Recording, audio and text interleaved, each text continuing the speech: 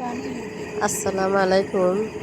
Hello guys, আপনাদেরকে একটি school নির্মাণ করা হয়েছে। সেই স্কুলটা দেখানো হচ্ছে। স্কুলের পেছনে কৃষকরা মাঠে ধান চাষ করছে। এটা হচ্ছে নতুন স্কুল, সুলতানপুর মধ্যপাড়া মধ্য মধ্য জমিতে নির্মাণ করা হয়েছে। সেখানে সামনে একটি পুকুর আছে আর একটি বাগান আছে। সেই বাগানে অনেকগুলো ফল গাছ, যেমন জাম গাছ, আম গাছ, পেয়ারা গাছ, জলপাই গাছ, অনেক ধরনের গাছ আছে। সেখানে পুকুর কাটা হয়েছে। পুকুরের পানিটা ঘোলাটে, কারণ নতুন পুকুর কাটা হয়েছে।